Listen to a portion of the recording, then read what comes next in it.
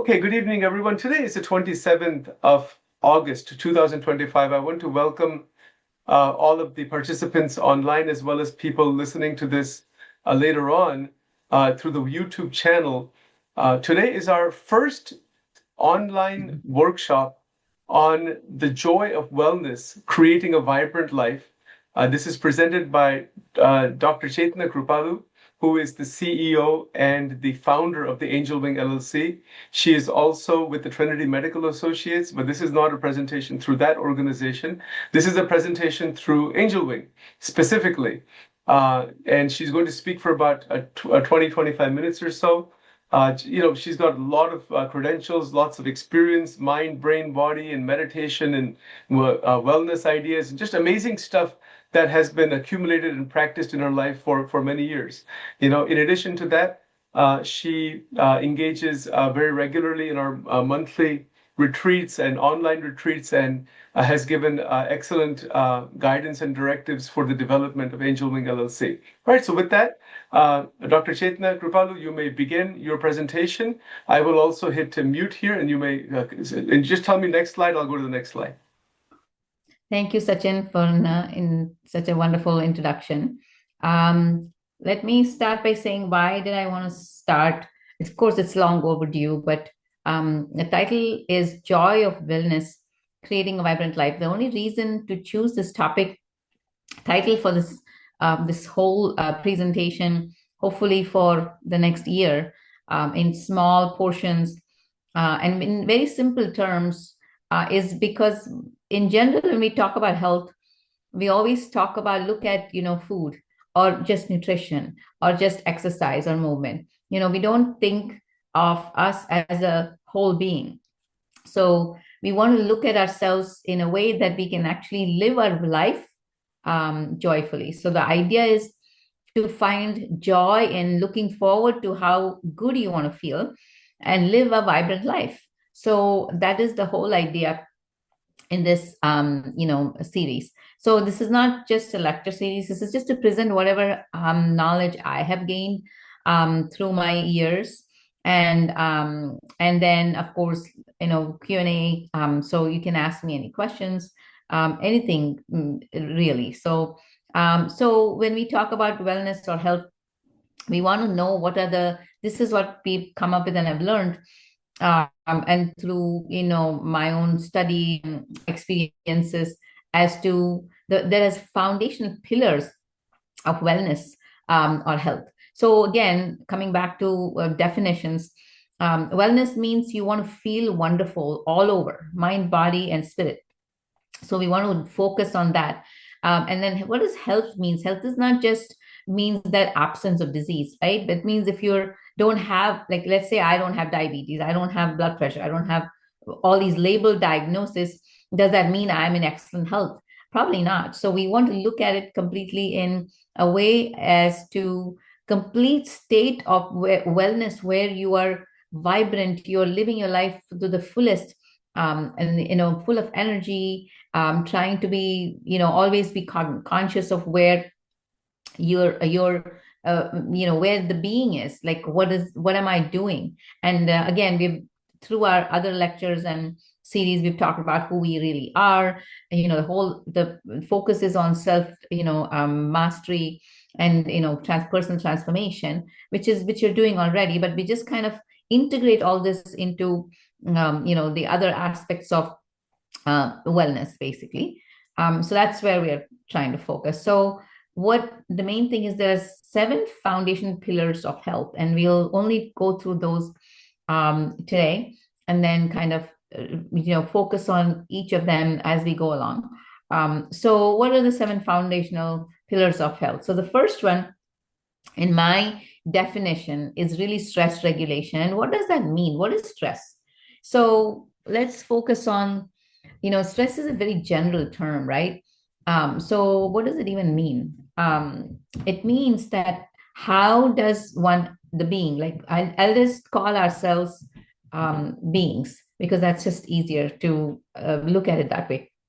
So when the being is, and this starts from literally as a child, when you're young, It's even in conception, you're so kind of kind of I wouldn't say prone to, but you're so sensitive to your surroundings. So it starts in conception when you're in the womb of your mother. You are a baby, and whatever the mother goes through, you sense it. So if the mother has a difficult pregnancy, whether it's physical stress or whether it is we're talking about mental stress, anybody who's gone through stress because of physical abuse, or sexual abuse, whatever kind of abuse, I think it's important for us to know how this affects our being. And so again, since as you realize that it starts so early on. And that's why sometimes when the baby is born and they seem to have a regular, a normal life as such, in the sense like normal upbringing, a good parenting, and still the child can go through anxiety, depression, and everything. Of course, there's other aspects also of the environment they go through when they're growing up. So we won't go into details today. We'll just touch upon everything.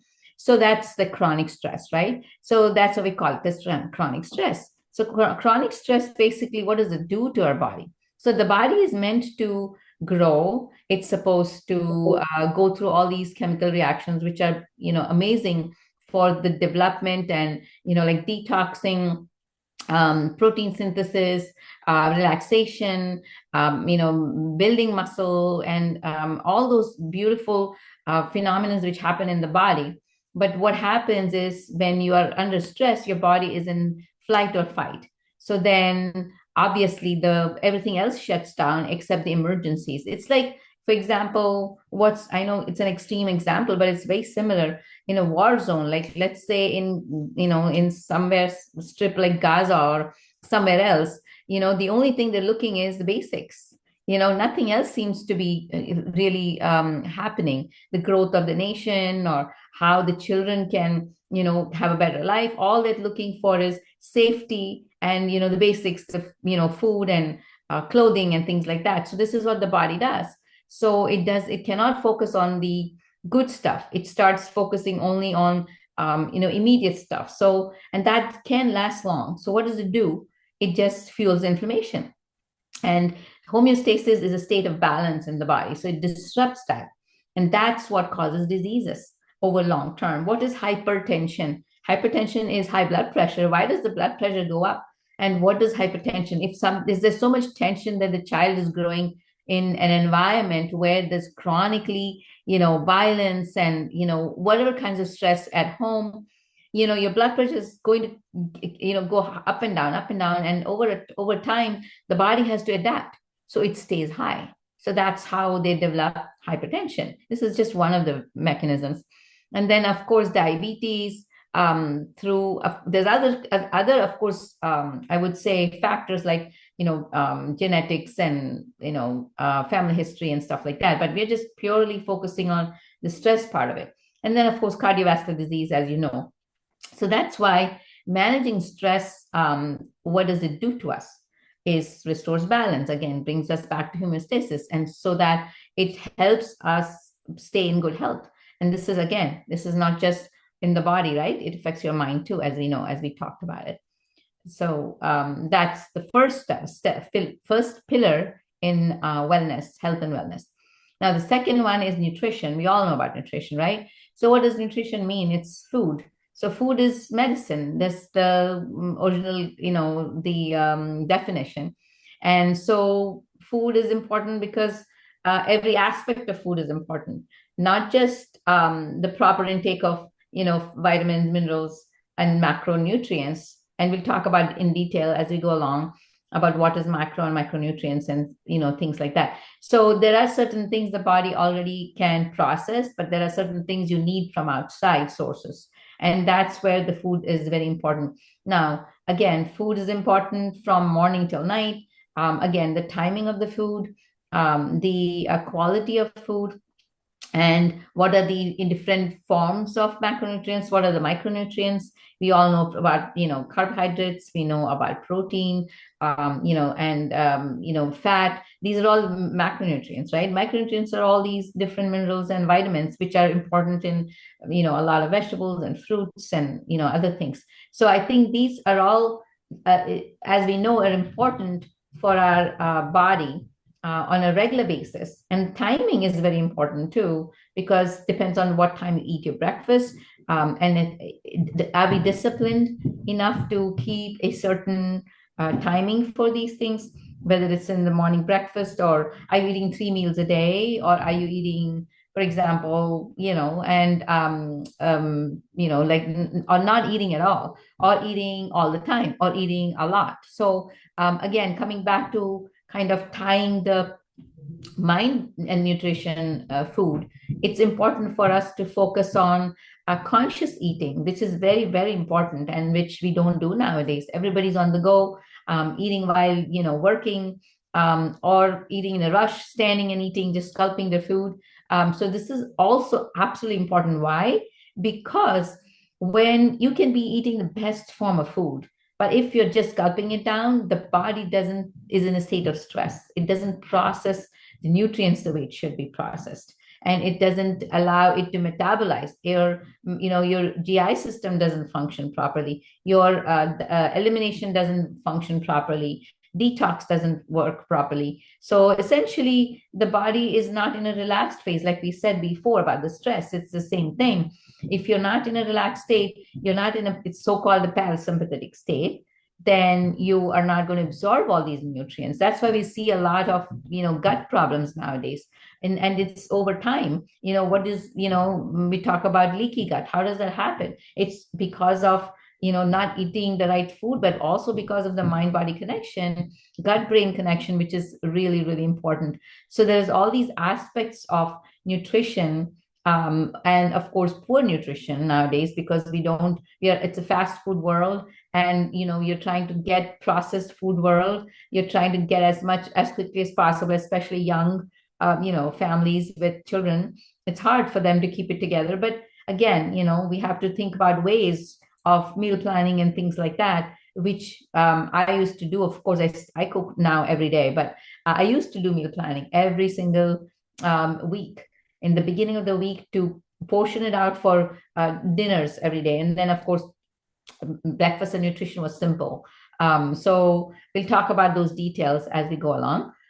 So that's why we have to make sure we put the right food in us, so that we have it's what is this body? It's basically a vehicle. So if we don't keep it serviced as we do our own automobiles, then it's not going to function. It's not going to last for a long time, or it's not going to function well for a long time. And what's the benefit of it functioning well for the long time is because, we feel good overall, right? If we eat the right foods, we've already seen, we feel good overall, mentally, physically, and we are not in pain. We are not in, digestive issues. We don't have heartburn. We don't have headaches. We don't have migraines. We don't have body aches. So much of autoimmune diseases nowadays. I'm not saying everything is about food. That's why we're talking about foundational pillars. So that's what nutrition is about. So that's the second pillar of foundational pillar. Now, the third pillar, it's again, we all know, I call it movement. I don't like to call it exercise, because every movement is important. And what do we mean? There are different kinds of movement. One is regular physical activity. And what is that? That is basically, structured exercise. You go for walks, you go for runs, you go for, jogging, or you do, in the gym, you do your different machines you go on. So that's structured activity, whether it's an hour, 90 minutes, all that. So what does it actually do to you? It improves circulation, the muscle strength, bone strength, of course, a different exercise for those. And then improves your metabolism, which is the metabolic efficiency. And then brain health, of course, because it releases endorphins, and there's something called BDNF for vitality and resilience. So these are all the benefits. Now, there's other kinds of movement, which is very important. And I talk about this from my personal, experience, because I do walk a lot, but overall, what keeps my bones going, what keeps my joints working, what keeps me in a certain, a state of health, a good state of health, is the other parts in the day. What do you do the rest of the day? Nowadays we have so much of screen time. We are sitting for long periods of time. So that is a bad thing, and that is not helping us. So we have to move in between. We have to have structured times, let's say every hour or every half hour, even if it's a 30 seconds, even if it's a minute. You have a stepper next to you, or kind of do some up and down stairs, or as you get older, you just walk around with movement. And that's another thing. And even through the day, you have to find ways of keep moving. Basically, we are human beings. We are beings which are we are not supposed to just sit and do nothing. In fact, in olden days, when they didn't have a chair, people used to squat, and that's how they sat for longest period of time. We don't do that. We can't do that anymore. The toilets in those days used to be all the way down. There's no seats. So those are all things which used to help us keep our muscle strength going, our quads and your calves and your hamstrings and things like that. So there were automatic functional things, which the other thing, again, movement, we talk about functional exercises, and the basic, we talk about basal. That means throughout the day, what do? You have to keep yourself moving. If you have pets, of course, like I do, I'm busy. I'm playing with them. If you have children, you're playing with them. You have grandchildren, you're playing with them. So that also adds to the exercise part without your knowing. Or you want to play a sport, which automatically gives you two benefits. One is you're excited, you're having fun.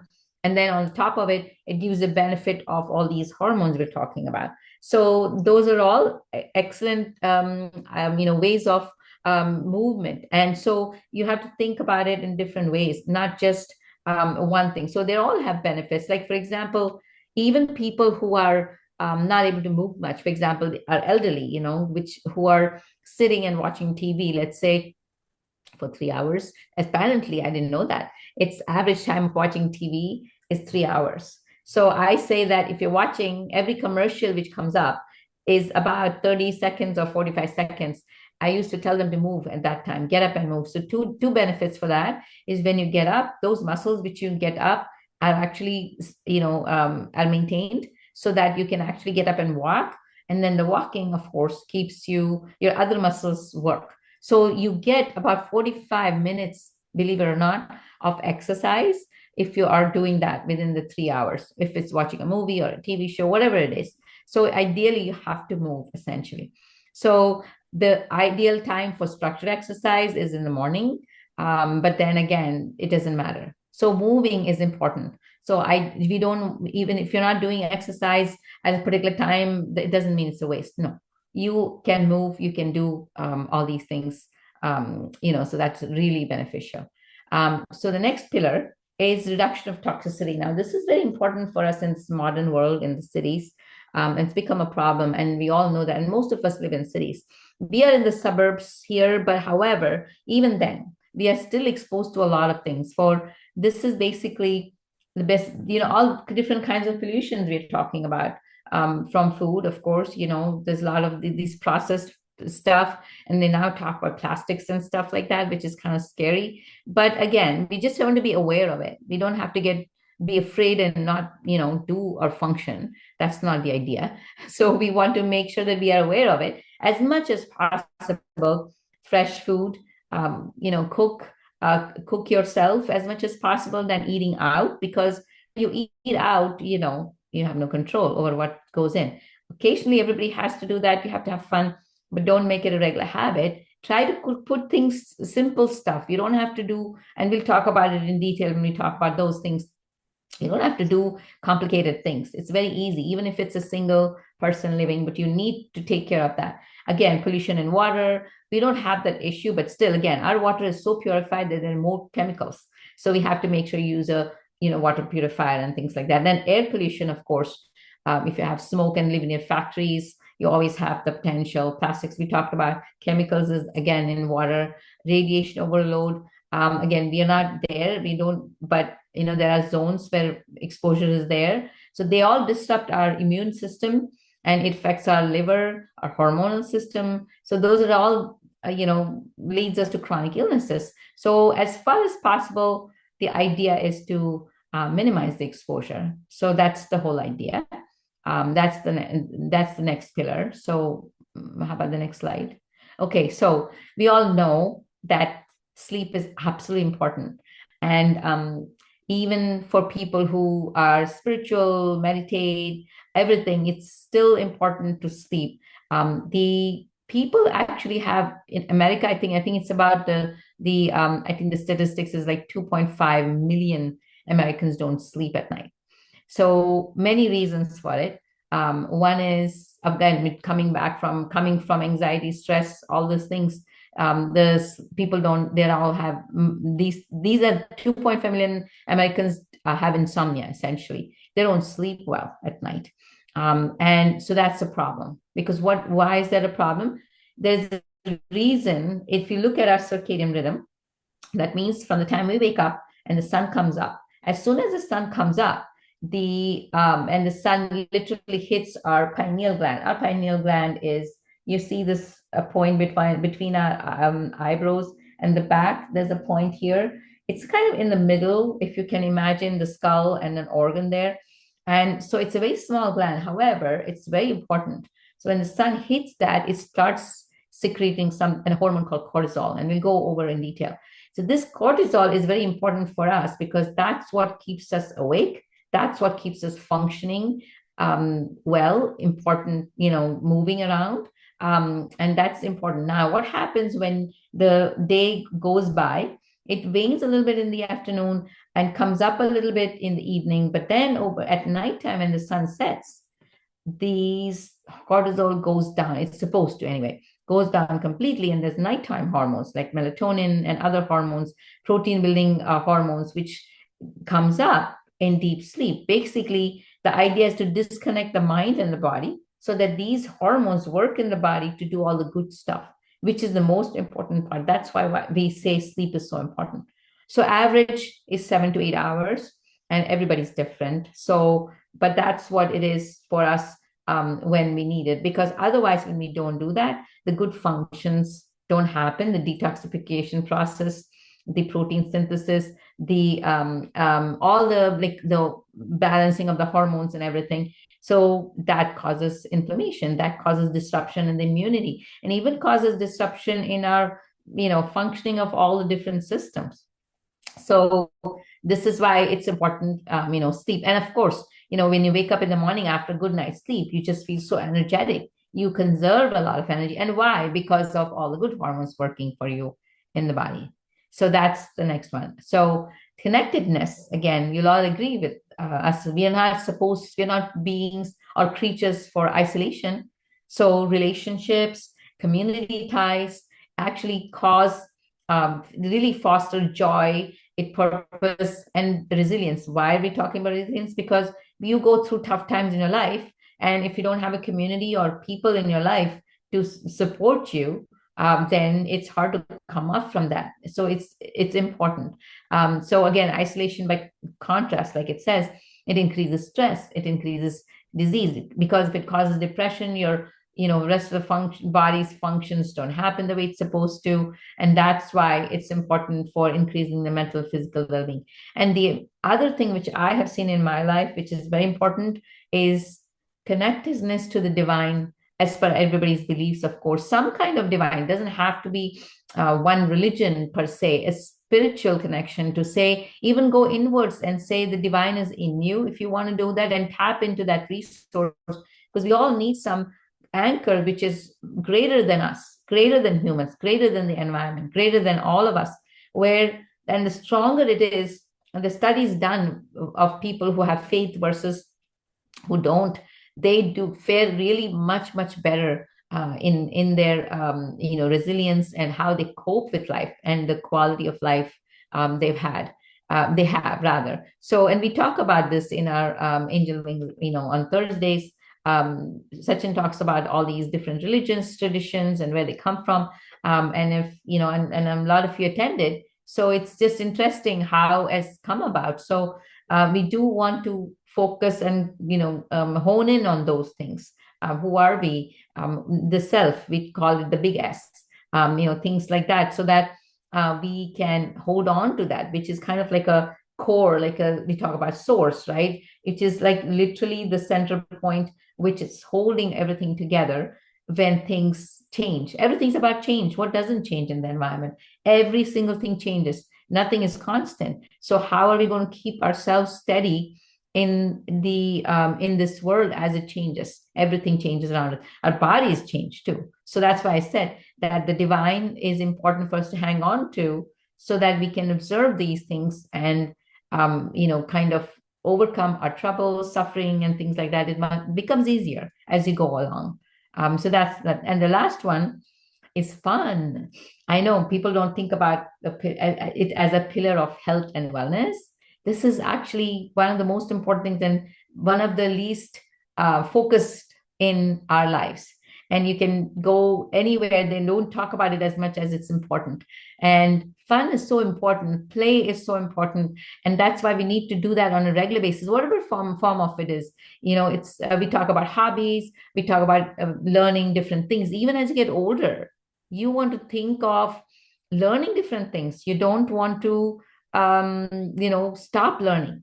And I have seen in my own family, like my father-in-law is always a big example. He's still learning. He's 99 years old, not just 99 and a few months years old. He is still learning, and he's so excited to learn new things. And if you really think about it, when you learn the smallest thing, whatever that is, it's exciting. Oh, I got this, something which I didn't know. I have that feeling. And it doesn't have to be a big deal. It just could be the smallest thing ever. So creativity, that's what builds comes out in you. We're all creative beings. We can't just sit, we create things every day. We don't realize that in our minds, maybe not physically and in terms of matter, but it's just the creativity is there in us when you come up with new ideas, when you come up with new things in us. And fun, also humor. It's important because it brings up, you laugh, you watch something or you say some jokes and you laugh your head off. And how releasing is it?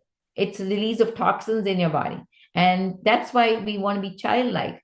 Children laugh about 400 times a day or smile. We don't even do 4 times a day. Think about how little we do. And so that's why it's important. So when we have fun, there's a lot of, it switches from stress to relaxation mode, and probably even more conservation of the energy. And so that's what restores balance in our body. So that is the very important pillar of holistic health. Like it says, it's very, very much overlooked. So it has to be something which you want to incorporate on a daily basis. I'm not even talking about occasionally or okay, once a week. No, on an everyday basis. It could be very small. You could read a comic book. It could read a joke book. Like I said, you play with your we have fun with our dogs. We play and they do monkey stuff and they do crazy things every day, and we laugh so much with them. And yeah, but I think above all, these are good to say. These are the pillars of health, 7 pillars. But I feel like this is good for us to know. But I think the most important thing is to take life very, as it is, and not take life so seriously. I think that's what we do. We have to focus on all these things, but it's not that serious. If you really take it light, and of course you have to plan, you have to do things, but living in the present, focusing on what's there, not thinking too much going forward. I think that has a great value. That's what I have seen. Don't have to be thinking about what's going to happen tomorrow or 1 week down the road, 2 weeks. No, just live now and simply childlike. Like, what do children do? What do animals do? They live in the present. And I think that's, what I would summarize it with. So we're starting with these foundation pillars.